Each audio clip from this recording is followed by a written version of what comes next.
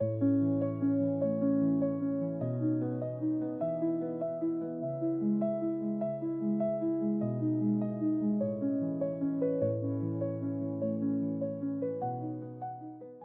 dimmer switch repair was supposed to take 20 minutes.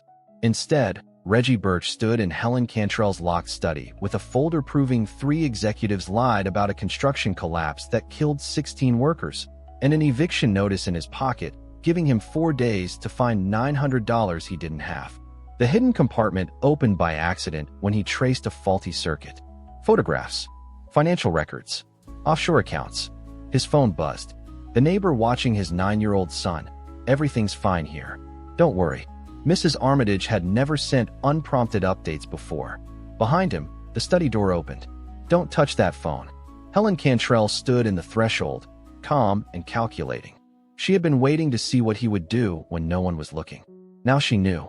Remember to subscribe. This gets much darker. The dimmer switch in Helen Cantrell's study had stopped working 3 days ago, but the repair request only came through tonight at 11, which meant someone wanted the work done when the house was empty. Reggie Birch stood alone in the locked room with his toolbox open and his phone showing an eviction notice dated for Thursday morning. For days, he had 4 days to find $900 he did not have, or the apartment in East Point would be cleared before the weekend. The switch housing sat crooked. He pulled the faceplate and tested the circuit, found the breaker tripped without reason. Standard residential fault. But when he traced the wiring back into the panel behind the bookshelf, the entire frame shifted loose under pressure. Not loose, hinged. The compartment swung open before he understood what he was touching. A steel lockbox sat bolted inside the wall cavity, door ajar, red indicator light blinking steady in the dark. Files stacked in waterproof sleeves. A thumb drive in a static bag taped to the lid. Photographs clipped to folders marked with dates and names he recognized from Atlanta development news. Walking away was the clean choice. Close the panel, finish the work, leave the access card on the entry table, collect the paycheck Friday. No one would know he had seen anything, but his hands were already pulling the first folder free. The top photograph showed 3 executives standing beside demolition equipment at a site Reggie knew from coverage 2 years back. 16 dead when the structure failed. These men had testified they were never on location. The image timestamp put them there 3 weeks before the collapse. Behind them, a safety placard hung backward on the fence. The next photo showed the same men shaking hands outside a federal courthouse.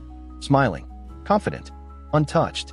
A third image captured a woman in a lab coat handing documents to a man in a hard hat, then feeding pages into an industrial shredder while he watched. The angle was wrong for official security footage. Someone had hidden a camera. Financial records filled the second folder. Offshore accounts, shell company transfers. Payments dated to match demolition schedules, highlighted in yellow with names written in red ink beside the routing numbers. The third folder held a tablet loaded with video files labeled by date and location. This was not suspicion. This was proof. The kind of proof people killed to protect. His phone buzzed against his leg. The folder slipped. He caught it against his chest and checked the screen. "Mrs. Armitage, Devin's asleep. He drew you a picture for you today. Thought you'd want to know everything's okay here." The message landed wrong. Mrs. Armitage lived 2 doors down in his building and watched Devin when late shifts ran past midnight. She had moved into 2B 3 months ago, kept polite distance, smiled in the hallways. Devin liked her because she kept cookies and never made him feel like a burden. But she had never sent unsolicited updates, never mentioned his son unprompted, never felt the need to confirm everything was okay when nothing had suggested otherwise. The text sat on the screen glowing and patient. He thumbed to recent messages. Last week she had asked if Devin had allergies. 2 weeks before that, what school he attended. A month back, where Reggie worked. Normal questions from someone watching a 9-year-old. Except now, standing in a billionaire's study with evidence that could end careers, those questions rearranged into a pattern he had been too tired to notice. His throat tightened. Another buzz. Same contact. "Mrs. Armitage, he asked me about your work tonight. I told him you fixed things. Hope that's okay." The walls of the study pressed closer. Devin never asked about his work. Devin knew what he did. And if Mrs. Armitage was reporting conversations unprompted, someone had asked her to. He started to dial Helen Cantrell's number to explain the compartment had opened by accident, that he would forget everything, that he just needed to finish the switch and leave. His thumb hovered over her contact. Behind him, the service door opened. "Don't touch that phone." Helen Cantrell's voice came from the threshold, calm and cold. She stepped into the study and closed the door. The lock turned with a sound that filled the silence. She wore a robe and no shoes. Her face carried exhaustion that money had not erased. But her eyes were sharp and awake, and they moved from the open compartment to the folder in his hands to his expression without hesitation. She had been waiting, not elsewhere in the house, not asleep, waiting for him to find what she had hidden so she could watch what he did when no one was supposed to be looking. "Put the evidence down," Helen said. He set the folder on the desk. His pulse hammered against his ribs. She crossed the room slowly and stopped an arm's length away, studying his face the way someone evaluated risk. "You were supposed to fix the switch and leave. That's what the work order said. The panel opened when I traced the fault." "I know." Her tone gave nothing. No anger, no fear, just flat certainty. "The question is whether you would have opened it even if it hadn't." He met her gaze. "I don't break into people's property. Everyone breaks something when the pressure gets high enough." Helen glanced at his phone, where Mrs. Armitage's messages still glowed. "Eviction hearing Thursday. Single father. Son staying with a neighbor you barely know. How much would it take to make you forget what you just saw?" The floor dropped out from under the question. She was not threatening him. She was testing him. "I'm not for sale," he said. Helen's expression shifted slightly. Not relief. Not trust. Something closer to attention. "Most people say that before they see the money. You haven't asked how much I'm offering. Because I'm trying to figure out if you're the one who put that evidence there or if you're the one trying to hide from it." She studied him for 3 long seconds. Then she moved to the desk, opened a drawer, and pulled out an envelope thick enough to settle his rent twice over. She set it between them. "There's $5,000 inside. It's yours if you close that panel, finish your work, and never mention what you found. You walk out clean. Your son stays housed. The eviction disappears." He looked at the envelope, at the money that would solve everything pressing down on him, at the evidence that could destroy people who had killed 16 workers and buried the investigation, at Helen Cantrell standing in her own study offering him an exit that felt less like generosity and more like the final question in a test he had not known he was taking. "And if I don't take it?" Her mouth thinned. "Then we have a different conversation." He pushed the envelope back across the desk. Helen's eyes narrowed. For the first time since entering the room, surprise cracked through her control. "You're choosing the hard way." "I'm choosing to know what I'm standing in before I decide which way to walk." She picked up the envelope and returned it to the drawer, movements deliberate and slow. When she looked at him again, the test was over and something colder had replaced it. "You want the truth?" Helen asked.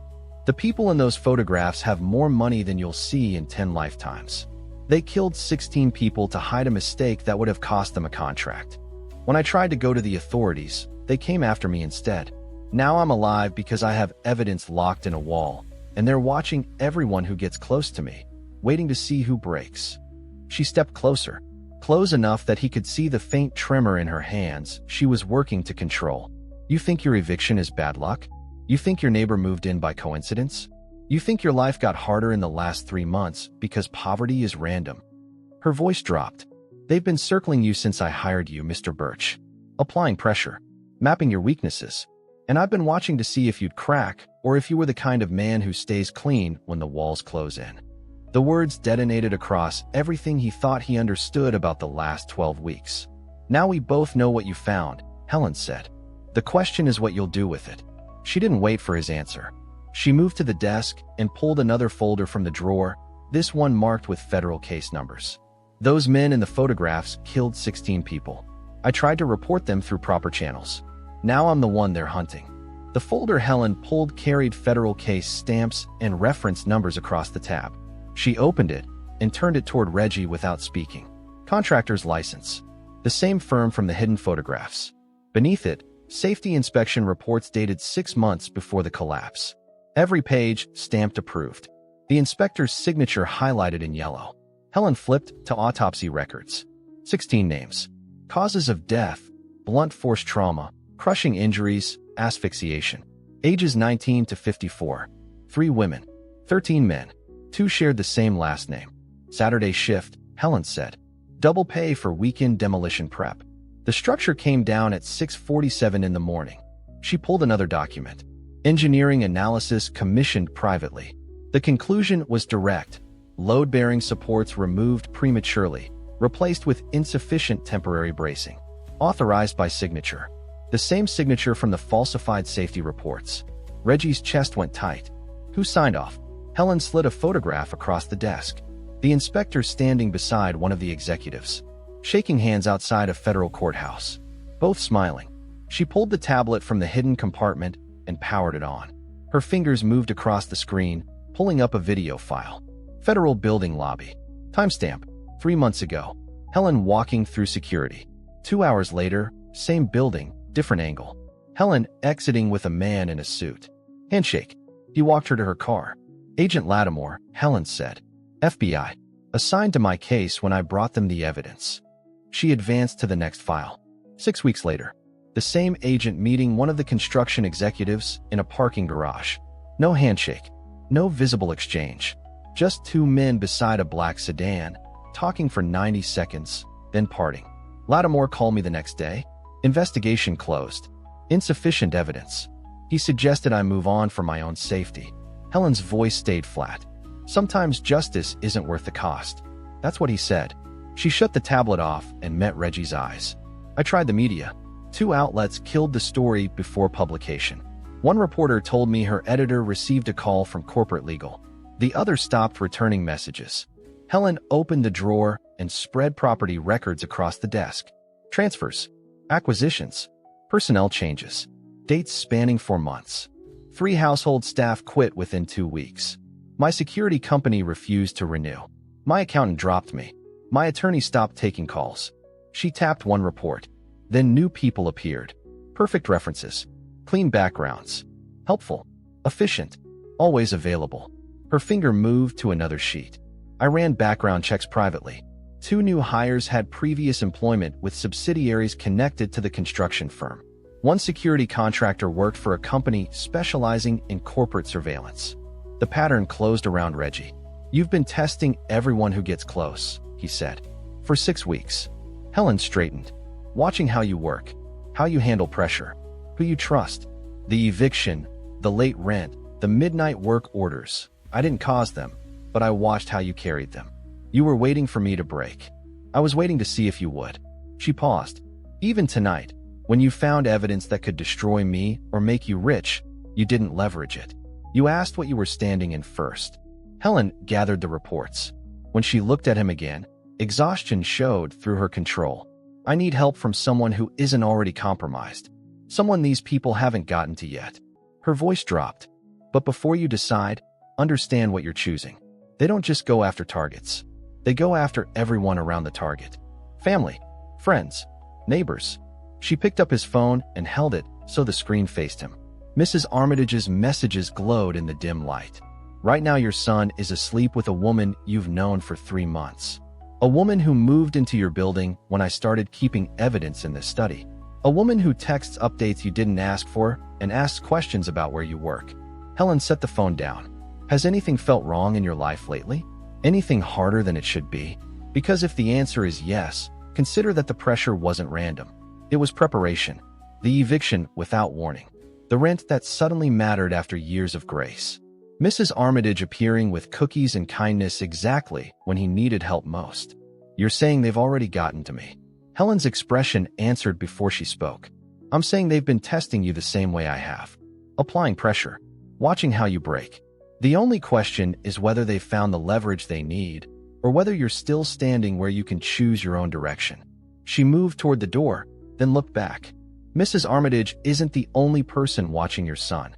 I've had someone keeping an eye on him too. Someone I trust. So when I tell you Devin is safe tonight, I mean it. But tomorrow, her hand rested on the handle. Tomorrow depends on what you do in the next 60 seconds. Because if they realize you've seen what's in that compartment, your son stops being leverage and starts being a liability. Silence filled the room. Reggie looked at the evidence on the desk. Dead workers. Lying executives. Buried federal cases. A woman standing in her own home like it was enemy territory. Then he looked at his phone.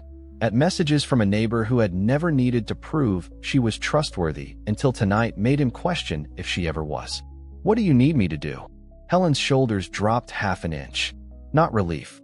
Just the first exhale after holding too long. First, we figure out who else in your life isn't what they seem. Then we get this evidence to someone who can't be bought or scared off. And then we hope we're fast enough that your son never knows how close the danger was. Reggie stared at Mrs. Armitage's messages. The helpful neighbor. The convenient timing. The questions about his work. How do I know who's real?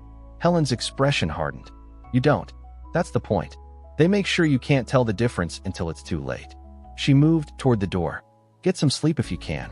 Tomorrow we start looking at everyone in your life who showed up when things got hard. And we figure out which ones were sent. Reggie did not sleep. He sat in his truck outside the apartment building on Cleveland Avenue until sunrise, watching the second-floor window where Devin was supposedly asleep.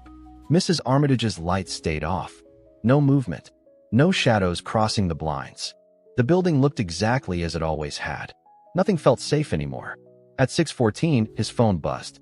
Helen, meet me at the property records office downtown. 8 a.m. Bring anything you've kept from the last 3 months. Bills. Notices. Anything. He drove to East Point Elementary first. Watched parents drop their kids at the curb.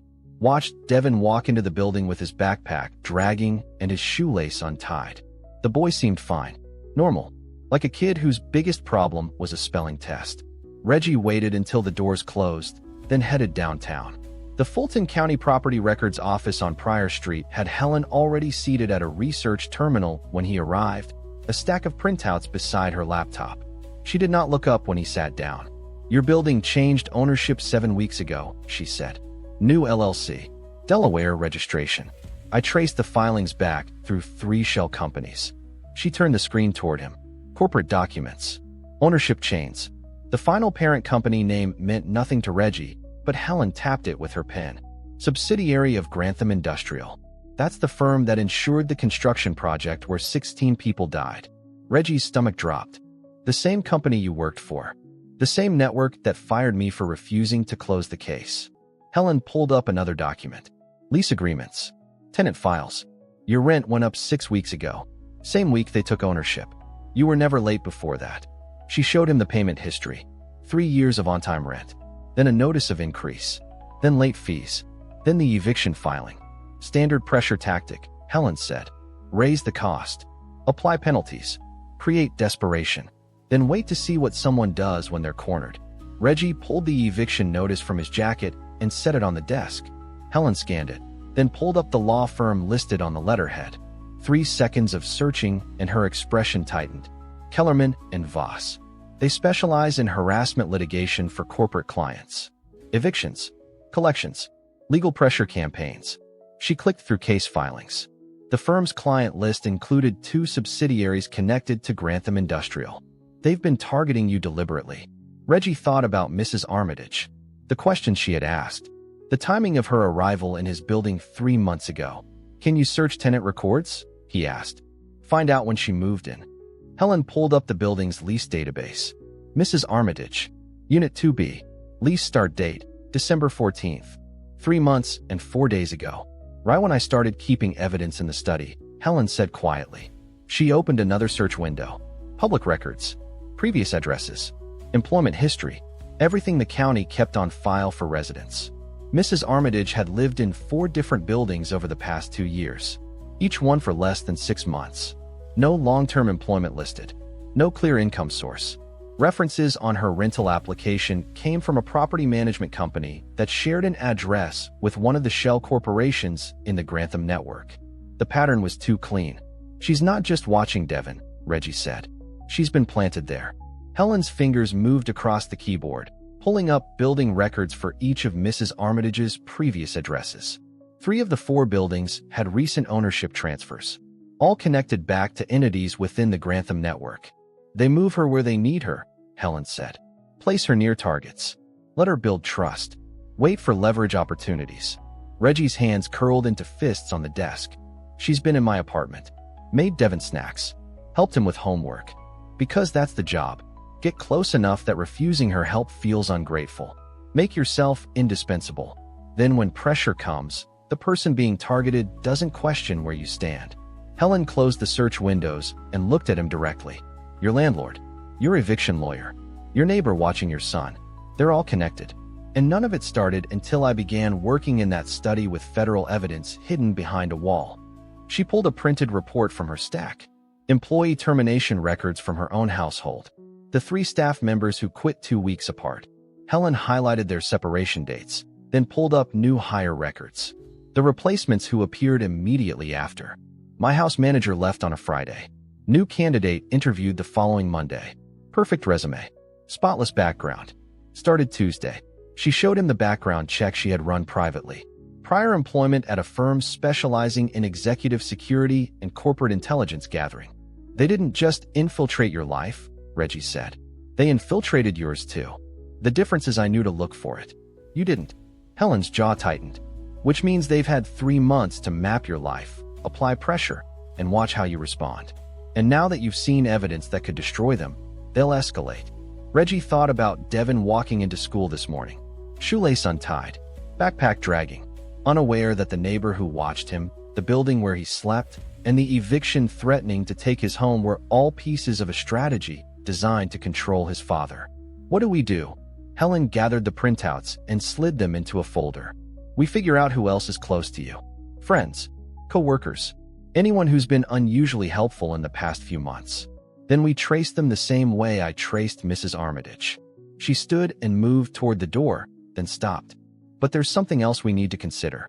If they've infiltrated your life this thoroughly, and they've planted people in my house, then they know we're looking now. And the second they realize we've connected the dots, they'll stop testing and start acting. Reggie followed her into the hallway. Acting how? Helen did not answer immediately.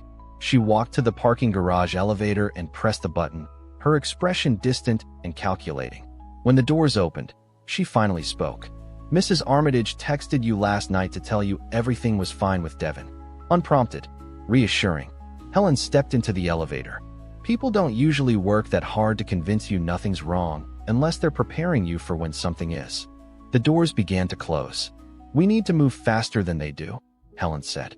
Because the longer they think you're still controllable, the safer your son stays. But the second they realize you're working against them, Devin stops being leverage and becomes something else. The elevator descended.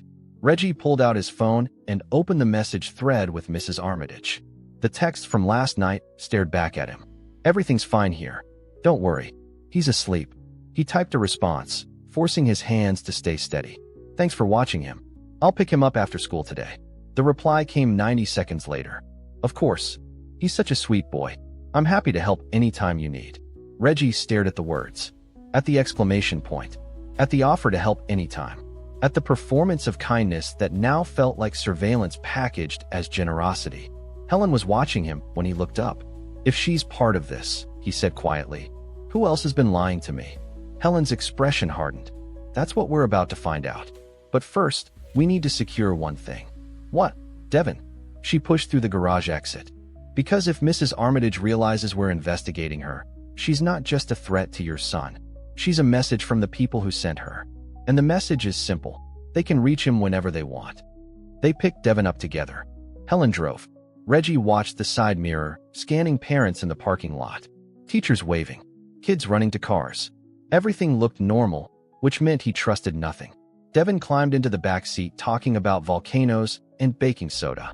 He did not ask why Helen was driving or why his father looked tense. After 10 minutes, when Helen turned south toward Buckhead instead of east toward home, Devin finally went quiet. You can do homework at my place, Helen said before he could ask. Your dad has work to finish. Devin pulled his math book out and stopped asking questions. Smart kid. Smart enough to hear what was not being said. Helen's study had changed. Second desk. 2 laptops. Files covering every surface. She sent Devin to the den with the television remote, then closed the door and opened a background search database. Names. Everyone helpful in the past 4 months. Reggie scrolled his phone. Contacts. Recent calls. Marcus Lyle. Co-worker. Offered me weekend shifts when rent went up. Helen typed. Employment history loaded. Current employer, logistics subsidiary. Parent company buried 3 levels deep in corporate filings. She pulled up the ownership chain. Grantham Industrial. Reggie's chest went tight. Same network. Helen highlighted the hire date. 6 weeks ago. She pulled up another window. The week Reggie's building changed ownership. Who else? Devin's teacher, Angela Whitlock, called me about his grades dropping. Helen searched school personnel records. Substitute hired 3 months ago. Permanent position 2 weeks later. Prior employer, education consulting firm. Helen traced the corporate structure. Delaware registration. Same ownership network. She printed both results without speaking and added them to a growing stack.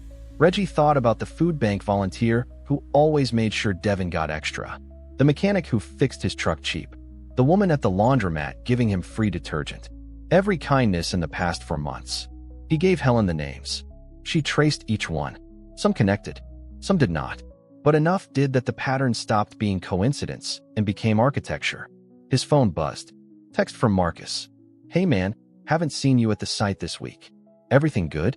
Still need those hours? Reggie stared at the friendly tone. At the question checking if pressure was still working. At surveillance packaged as concern. He set the phone down without replying. Helen stood and moved to the window. Her posture changed. Shoulders tight. Jaw set. She stayed there for 30 seconds, watching the street, then pulled her phone and dialed without turning around.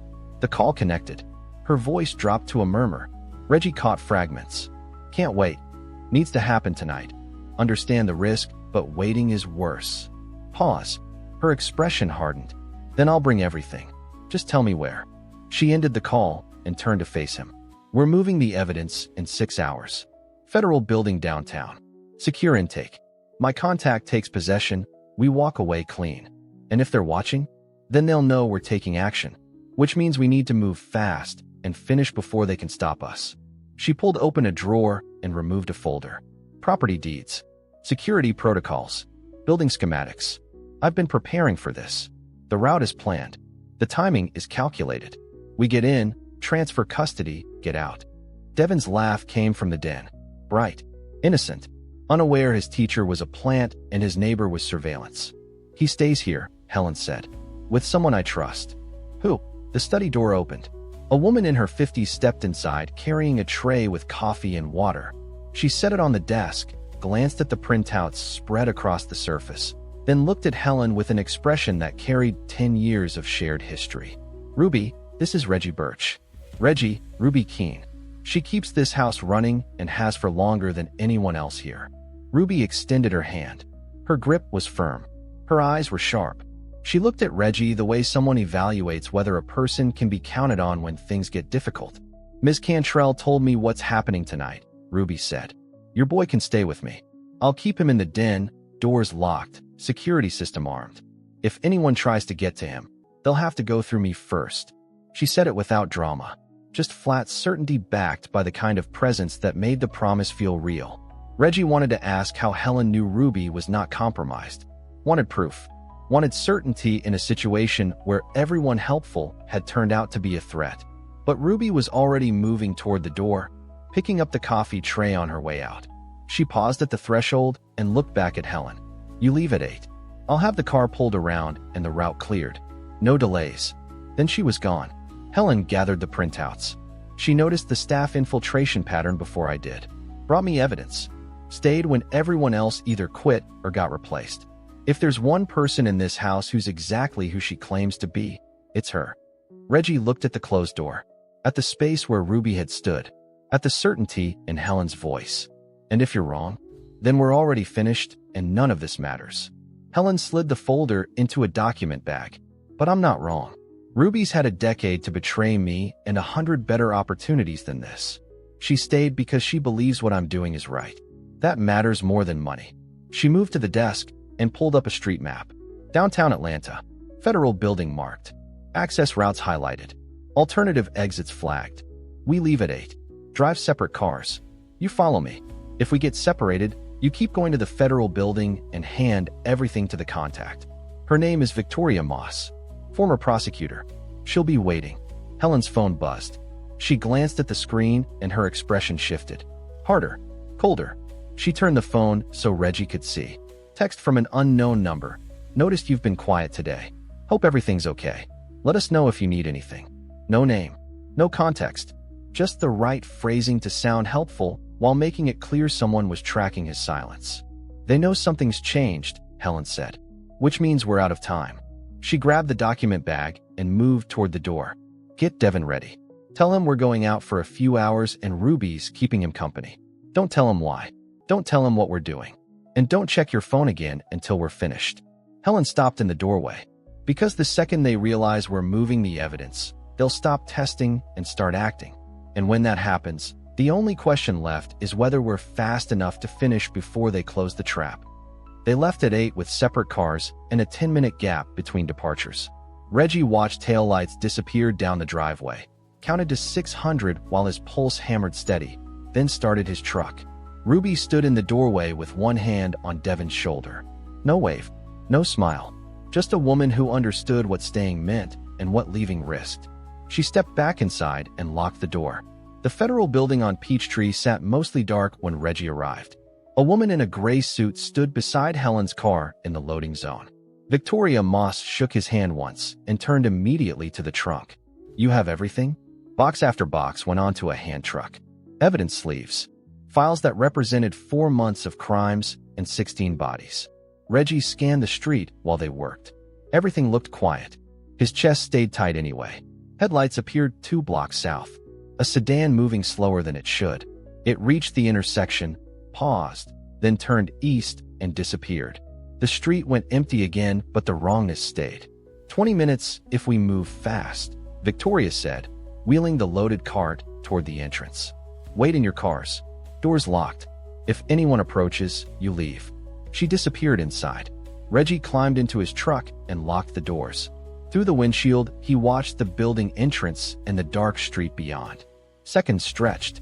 Then light from a phone screen lit the interior of the car beside him. The glow showed alarm on the face turned toward him. A phone screen angled his direction. Text from Ruby. Someone just rang the front gate intercom. No ID. No message. Just one ring and disconnect. Before Reggie could process that, another sedan appeared from the north. Same dark color. Same deliberate crawl. It stopped at the corner opposite the federal building and idled. A phone buzzed again. Different number this time. Unknown. The screen turned toward him once more. Nice night for a drive. Federal building looks quiet this time of night. Someone was watching them right now.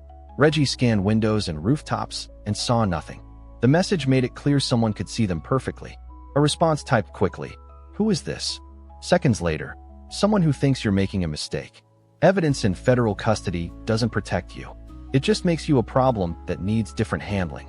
The sedan's passenger window lowered. A man leaned out. Middle-aged. Suit jacket. He looked directly at the car beside Reggie's and raised one hand in a slow wave. Not threatening. Just acknowledgement. The window rolled back up. Movement caught Reggie's peripheral vision. His door handle moved. Someone tried to open it from outside. He spun and found a woman in an expensive coat standing beside his truck. She tapped on the window with one knuckle, then held up a business card pressed against the glass. Kellerman and Voss. His eviction lawyers. She smiled without warmth, walked away, and climbed into a third sedan he had not seen arrive. The building door opened. Victoria emerged moving fast and walked straight to the car beside his. It's done. Federal custody. Logged and sealed.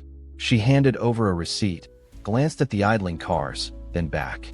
They're not trying to stop you. They're making sure you know they could have if they wanted to. The evidence is safe. You're not. She walked to her own car without waiting for response. A window lowered beside him. Follow me. Don't stop. We go straight back. Before the window could rise, her phone buzzed again. The screen turned toward him. One more message. Tell Devin his teacher says hello. Ms. Whitlock wanted to make sure he's keeping up with homework tonight. The car beside him peeled out. Reggie started his truck and followed. The 3 sedans did not pursue. They just sat there idling, making their point through presence alone. Traffic moved light through downtown. Reggie stayed close to the taillights ahead. His phone buzzed. Text from Mrs. Armitage. Just wanted to check in. Noticed you haven't been around. Devin okay? His hands tightened on the wheel. He texted Ruby instead. Do not open the door for anyone. Not neighbors. Not delivery. Nobody gets in. Response came immediately. Understood. Locked down. Devin's watching a movie. The car ahead pulled off the Highway 1 exit early and took surface streets through residential areas. Checking for tails. Making sure they were not leading anyone back. After 15 minutes of turns and doubling back, The route straightened toward Buckhead. Reggie's phone rang. Unknown number. He let it go to voicemail. 30 seconds later, a notification appeared. He played it on speaker. The voice that came through was male, professional, and carefully measured. Mr. Birch, this is Clayton Mercer. I represent Grantham Industrial and several associated entities. We'd like to arrange a conversation at your earliest convenience. Nothing adversarial. Just an opportunity to discuss recent misunderstandings and explore mutually beneficial resolutions. Please return this call within 24 hours. We're very interested in reaching an accommodation that protects everyone's interests, especially Devin's. The message ended. Reggie's vision narrowed. They had his son's name, his eviction lawyers, his building, his teacher, his neighbor, every pressure point mapped. The house appeared ahead with lights on and the gate closed. They stopped at the intercom and Ruby's voice came through immediately. The gate opened. They drove through and parked. Ruby met them at the door.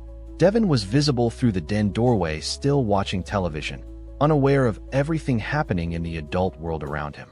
For calls to the gate intercom in the past hour, Ruby said. No identification. No messages. Just rings and disconnects. Inside, the study looked different with the evidence gone.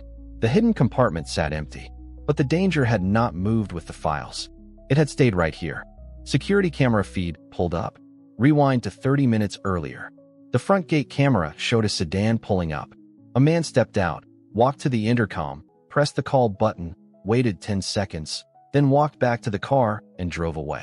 The frame froze. The man's face was clear. The same man who had waved from the sedan outside the federal building. They had not followed anyone back to the house.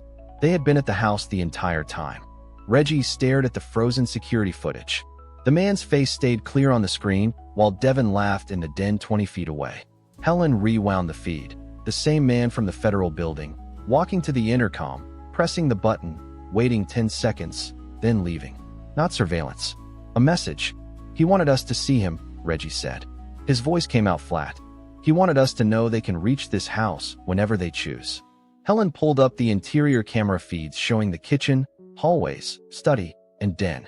Every angle showed normal activity. Devin on the couch, Ruby moving between rooms. Nothing looked wrong.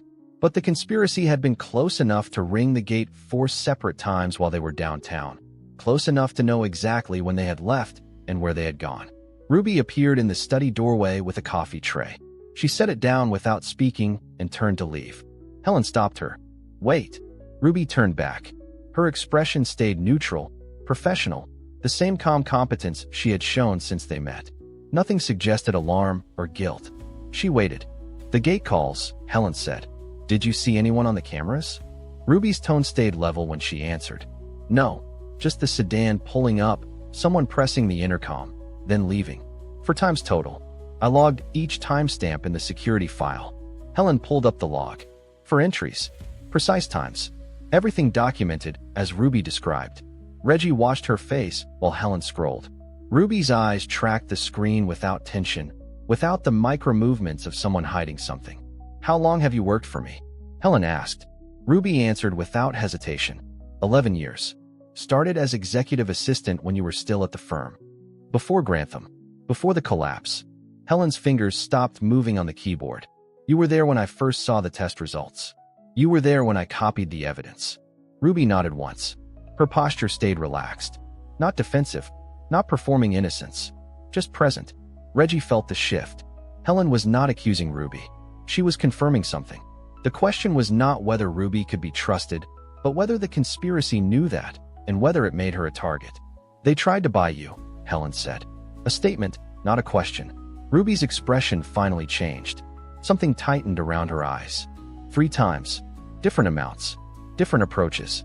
The last offer came 2 days before you hired Reggie. Helen's voice sharpened. You didn't tell me. Ruby's hands curled slightly. You were being watched too closely. Any conversation about money would have shown up in surveillance. They wanted to know when you moved evidence, where you kept backups, who you trusted.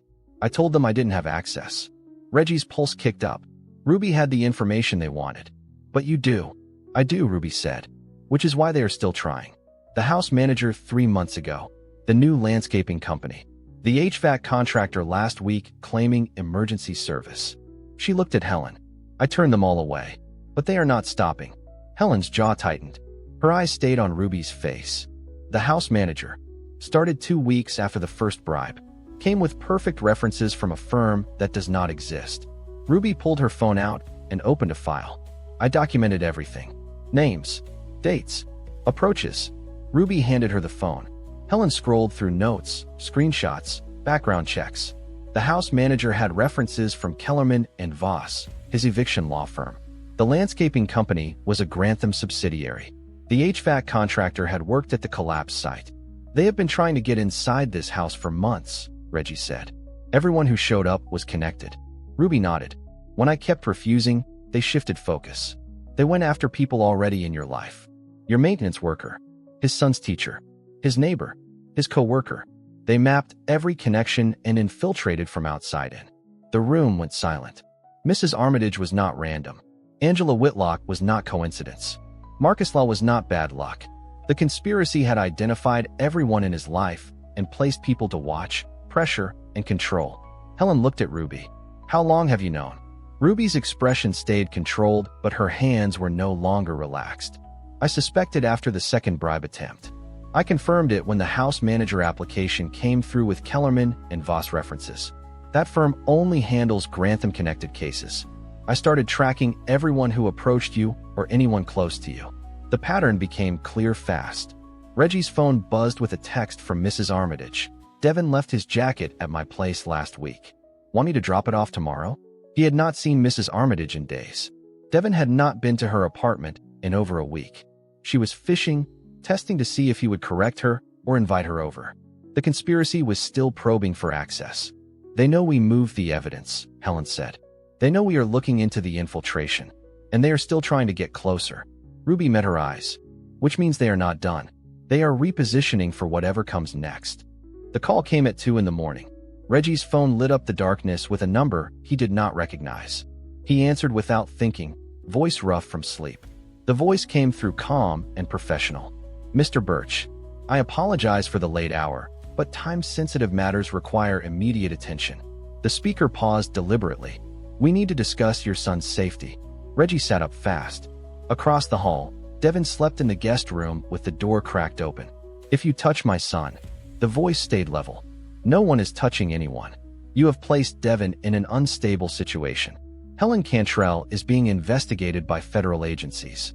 Her home is not secure. The tone shifted slightly. We are offering you a way to extract your son before this escalates. Reggie's hand tightened on the phone. You created the danger. You infiltrated my life. You threatened my son through his teacher. A soft exhale came through the line. We provided opportunities for cooperation. You chose escalation. Helen moved evidence into federal custody, triggering protocols we wanted to avoid. Background noise shifted, footsteps. Now we need containment. The voice continued without waiting. There is a car outside the gate. Dark sedan. The driver has documents you will want to see. Bank statements. Evidence of payments Helen made to Grantham-connected individuals. A pause. If those reach the wrong people, her whistleblower status becomes complicated. Reggie moved to the window. The street beyond the gate sat empty under streetlights. Nothing moved. There is no car, Reggie said. The voice on the phone stayed patient. Look at the service entrance. The one Ruby uses for deliveries. Reggie moved through the dark house toward the back windows. The service entrance sat behind a hedge. A sedan idled there, headlights off. Someone sat in the driver's seat. The passenger window lowered and a hand extended holding an envelope. Helen appeared beside him, phone in hand. Security breach. Back in trance. She was calling someone. Reggie stayed on his call. I see it, Reggie said into the phone. The voice responded immediately. The driver will wait 3 minutes. After that, the envelope goes to the Atlanta Journal-Constitution with a cover letter explaining Helen's financial connections to Grantham executives. The threat landed clearly. Those connections will raise questions about her motives. Questions that destroy whistleblower credibility. Helen ended her call and looked at Reggie. Ruby is checking the cameras. That car was not there 5 minutes ago. Reggie kept the phone to his ear. What do you want? The voice shifted tone. 24 hours. Helen withdraws her federal testimony. The evidence stays in custody, but she recants claiming she misunderstood the documents. Grantham settles quietly. Footsteps echoed through the phone. In exchange, your eviction disappears. Your son's records stay clean. Mrs. Armitage moves. The pressure stops. Helen was already shaking her head. Reggie watched the sedan through the window. The driver had not moved. The envelope stayed visible in the extended hand. And if she does not withdraw? Reggie asked. Then the envelope goes to the press. The FBI investigates Helen's finances instead of Grantham. Your eviction proceeds. Marcus mentions to HR you have been distracted. Angela files concern about Devon's home stability. The voice paused. And tomorrow, Clayton Mercer files emergency custody claiming you placed your son in danger. A judge agrees. Devon goes into state care. That takes months. Reggie's vision narrowed. They had mapped every consequence, every pressure point, every way to dismantle his life and separate him from his son. Helen took the phone from his hand. This is Helen Cantrell. I am recording this call. Every threat you made constitutes witness intimidation under federal law. Her voice stayed ice cold. The evidence is in federal custody. My testimony is sworn. Retracting now raises more questions than leaving it. Your leverage died when we moved those files. Silence on the line. Then the voice came back, still calm. The car leaves in 90 seconds. The choice is yours. The line went dead. Helen lowered the phone and looked at Reggie. The sedan at the service entrance turned its headlights on. The driver withdrew the envelope and placed it on the dashboard. The window rolled up. Ruby appeared in the hallway behind them. Security company is 3 minutes out. Do we approach the vehicle or wait? The sedan backed out slowly and deliberately. The headlights swept across the hedge and disappeared. By the time security arrived, the street would be empty. No proof. Just another intimidation tactic. Helen turned to Reggie. They know the testimony stands. Now they are shifting to containment. They will try to isolate us, discredit us, or force errors. She paused, which means tomorrow gets worse. Victoria Moss arrived at 6 in the morning with 2 federal agents and a court order. Helen met them at the door while Reggie kept Devon in the den. The agents walked through the house, checking windows, doors, and security cameras, while Victoria laid documents on the study desk. Emergency protective custody order. Effective immediately.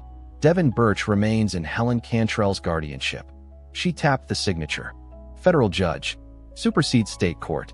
The motion is stayed pending witness protection evaluation. Reggie read the document twice. Witness protection? You are material witnesses. The threats on last night's call constitute witness intimidation. The custody motion is retaliation. Victoria played audio. Reggie's voice. The operative's voice. Every threat documented. Helen's recording gives us probable cause. Helen stood by the window. How long does protective custody last? Until we neutralize the threat or you testify. Victoria pulled up a file. We have been building parallel cases. Criminal charges against Grantham executives. RICO charges against the shell companies. We have Marcus Lyle's records, Angela Whitlock's background, the house manager applications Ruby documented, Mrs. Armitage's building purchase connected to Kellerman and Voss. Everything except direct communication proving coordination. Reggie felt the shift. The phone call.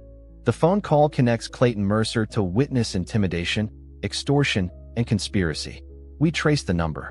Burner phone purchased by a Kellerman and Voss paralegal 3 days ago. Victoria's expression stayed controlled. Mercer thought you were isolated. He did not know Helen was recording. That recording lets us move on everyone connected. One of the agents returned. Sedan across the street. Same make from last night. 2 occupants watching. Victoria walked to the window. The sedan sat 3 houses down, engine running. She made a call. This is Moss. Federal Court Order 24 to 7739. Protective custody in effect. Arrest anyone attempting contact. She ended the call. Atlanta PD is 2 minutes out. Those men have a choice. Leave or get arrested. The sedan pulled away before police arrived. Helen turned from the window. What happens to Grantham? We file criminal charges Monday. 16 counts negligent homicide. Obstruction. Witness tampering. RICO conspiracy. Victoria scrolled. We arrest 7 executives and 4 attorneys. Grantham files bankruptcy within a week. Reggie watched Devon through the doorway. The boy had no idea how close he had come to being taken. They mapped every pressure point, Reggie said. They knew exactly how to break me. Victoria nodded. But they assumed you would break alone. They did not account for Helen documenting everything, Ruby refusing bribes and tracking approaches, or you choosing truth over safety. She paused. The conspiracy worked when people stayed isolated. It failed when you did not. Helen sat across from Victoria. What about the media threat? The fabricated evidence? Photoshop work? Crude forgeries with fake account numbers? If released, we would have proven them false within hours. That threat was empty. Victoria pulled up images. They counted on you panicking before verifying. Reggie felt anger rise. The eviction. The teacher. The neighbor. The phone call. Systematic pressure designed to isolate and force mistakes. How many others? Reggie asked. Victoria's expression darkened. You are the 7th person they targeted in Helen's case. 3 accepted money and went silent. 2 were discredited. 1 moved out of state. She looked at Reggie. You are the first who stayed to fight. The conspiracy had refined this through repetition. They knew exactly how much pressure broke most people. What happens to Mrs. Armitage? Reggie asked. Evicted within 72 hours. Your eviction dismissed. Marcus Law being interviewed by HR. Angela Whitlock on administrative leave. The network is dismantling. Devin's laughter came from the den. Bright. Safe. Helen looked at Reggie. Monday they file. How long until trial? 6 to 8 months. But arrests trigger immediate consequences. Media coverage. Investor panic. Stock collapse. Civil cases settle fast. Victoria stood. You both testify. That means protective custody until trial concludes. After that, it ends. Reggie thought about everything that had felt unstable. What about our lives after? Victoria paused at the door. You get them back. Clean records. No threats. No one watching. She looked at both of them. You held the line when everything told you to break. That matters. The agents finished their check and signaled clearance. Victoria left with instructions about security protocols until Monday. The house went quiet. Reggie walked into the den and sat beside Devin. The boy looked up. Is everything okay, Dad? Everything is okay, Reggie said. For the first time in weeks, that felt true. The conspiracy had mapped every weakness. But they miscalculated. They had not accounted for people who refused to break. Helen appeared in the doorway. Monday changes everything. Reggie nodded. The conspiracy collapsing. Justice for 16 workers who died because executives chose profit over safety. Monday morning, federal agents arrested Grantham executives before sunrise. By 9 a.m., news showed executives in handcuffs at federal court. By noon, Grantham's stock dropped 40%. By close, the company announced bankruptcy. Reggie watched from Helen's study with Victoria on video call. The arrests happened simultaneously across Atlanta. 3 executives. 4 attorneys, including Clayton Mercer. The conspiracy's infrastructure dismantled in coordinated federal action. Mercer is cooperating, Victoria said. Gave us everything. Names. Payment records. Communication logs. He documented the entire intimidation network, thinking it proved billable hours. She pulled up files. We have Mrs. Armitage's payments. Angela Whitlock's hiring bonus. Marcus Lyle's employment contract. The house manager bribe attempts. All of it. Helen leaned forward. What about the civil cases? Settling within weeks. The families will get compensation. Grantham's insurance carriers are negotiating now that criminal liability is established. Victoria's expression softened. The 16 workers who died will get justice. Their families will get financial security. Reggie thought about those 16 families. People who lost someone because executives chose profit over safety. Helen had risked everything to make sure they got answers and accountability. When do we testify? Reggie asked. Preliminary hearings in 3 weeks. Full trial in 6 months. With Mercer cooperating, most defendants will plead. Victoria checked notes. Your eviction dismissed. Marcus resigned. Angela terminated. Mrs. Armitage moved out. The network is gone. Helen walked to the window. What happens to people like us? The ones who were targeted but broke. Victoria paused. We are reaching out to the other 6 individuals Mercer's records show were pressured in connection with your case. Offering witness protection if they want to testify about the intimidation tactics. 3 have already agreed. The conspiracy worked by isolating people and making them think they were alone. Now they know they were not. Reggie felt the weight of that. 7 people targeted. 3 bought off. 2 discredited. 1 fled. And him. The one who stayed because Helen gave proof. Ruby gave documentation. Victoria gave protection. The conspiracy had been systematic, professional, refined through practice on previous targets. But it depended on people staying isolated, on pressure working faster than connection, on fear overwhelming integrity. It had failed because they refused to stay isolated. What about Grantham's other sites? Helen asked. The other projects where they cut corners? Victoria pulled up files. Federal investigation expanding. We found evidence of similar safety violations at 4 other industrial sites across Georgia and Alabama. OSHA is conducting emergency inspections. 2 sites have been shut down pending compliance verification. She looked at Helen. Your evidence did not just stop one conspiracy. It triggered a full audit of Grantham's entire operation. News coverage continued on the screen behind them. Financial analysts discussing bankruptcy timeline. Legal experts explaining RICO charges. Families of the 16 workers being interviewed about years spent waiting for accountability. One woman held her husband's photo. We knew something was wrong. We knew they were covering it up. But nobody would listen until Helen Cantrell made them listen. Helen turned away from the screen. Reggie saw her expression. Relief mixed with exhaustion. The weight of months carrying evidence nobody wanted to see, fighting a conspiracy that had resources and infrastructure and systematic intimidation tactics. You did it, Reggie said. Helen shook her head. We did it. You refused every bribe. Ruby documented every approach. Victoria built the case. The federal agents made the arrests. She paused. The conspiracy counted on people breaking alone. They lost because we did not break, and we were not alone. Victoria ended the call with final instructions about protective custody protocols during trial preparation. The screen went dark. Outside, the sedan that had watched the house for weeks was gone. Mrs. Armitage's apartment sat empty. The eviction notice had been shredded. Marcus was unemployed. Angela was terminated. Mercer was cooperating from federal detention. The conspiracy had mapped every pressure point and applied systematic intimidation. They had refined their tactics through repetition. They had broken 6 people before attempting to break Reggie. But they had made one critical miscalculation. They assumed pressure worked best in isolation. They did not account for people who chose connection over fear, who documented instead of panicking, who fought together instead of breaking alone. The fight was over. Justice was coming. And they had won.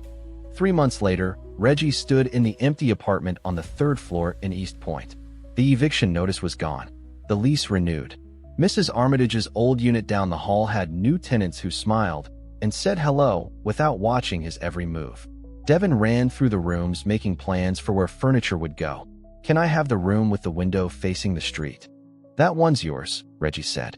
The boy disappeared into his new bedroom, already claiming space. Helen had offered to let them stay at the Buckhead house permanently.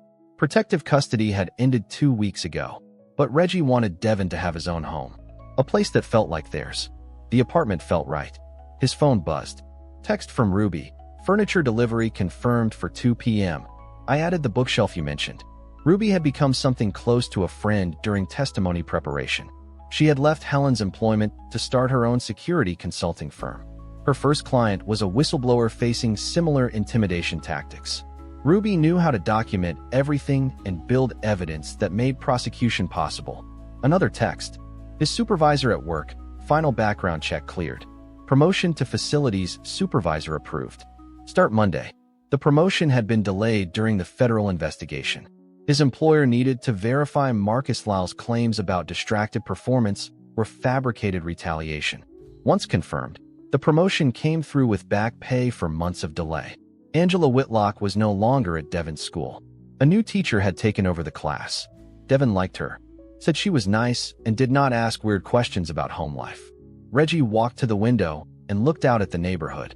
Normal. Quiet. No sedans watching. No conspiracy operatives taking notes.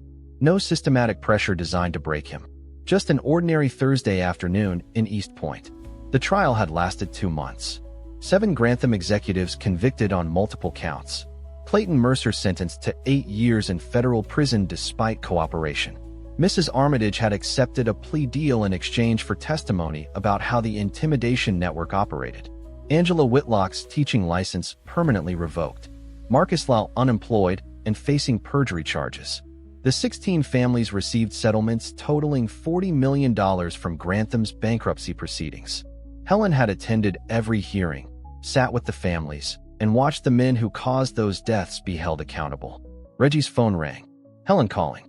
You settling in? She asked. Furniture arrives in an hour. Devin already claimed his room. Reggie leaned against the window frame. Feels good to be home. I am glad. A pause. Victoria called. The federal investigation into Grantham's other sites resulted in criminal charges at 3 more locations. OSHA is implementing new safety protocols industry-wide because of what we exposed. It is spreading beyond Georgia. 16 workers died, but the accountability that followed might save lives at other sites.